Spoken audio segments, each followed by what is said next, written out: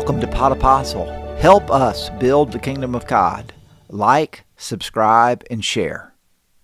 So we have the two Simons, the two Jameses, and the two Judes in the list of the apostles again today.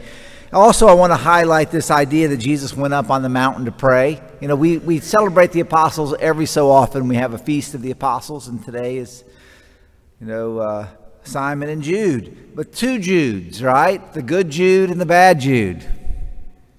And there's a bit of a mystery to that. And you wonder if the good Jude got smeared by the bad Jude very much, just with their names getting confused. Who knows? But Jude. Jude wrote a book of the Bible. The Jude that we celebrate today, the letter of Jude. I think it's one chapter. It's very short. I just read it. Literally, I even got over to the church a little late this morning. I got vested and I read the letter of Jude. You know what? Jude he's not happy about the state of the church. All the way back then. All the way back then, he is saying to the good people of God that there is a licentiousness and sexual immorality that's being tolerated among you. And just as the punishment of God came down on Sodom and Gomorrah, so it's going to happen again. I mean, this is in the first century. This is one of the apostles writing this to the church of the first century. Anyway, so you can read that letter. That's your homework. Read the letter of Jude, okay? And when we read the letter of Jude to the Corinthians, St. Paul had a few things to say about the state of the church of the first century as well, didn't he? I think we can sometimes idealize things.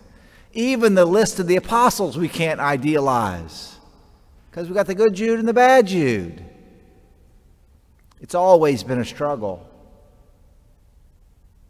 Are you waiting to wake up one morning and it's all perfect?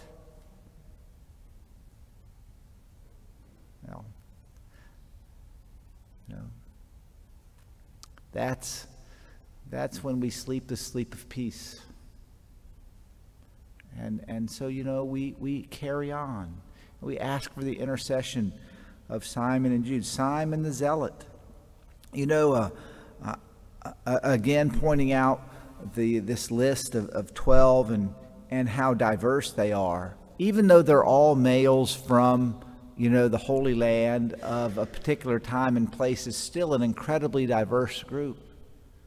Just highlighting this one point about Matthew, who is a tax collector and a cooperator with the Romans, and Simon, who we celebrate today, the Zealot. The Zealots would have had nothing to do with the tax collectors. They would have been at each other's throats, They would have been on the opposite ends of the Jewish spectrum of how well we tolerate the Romans or how we don't. But who brought them together?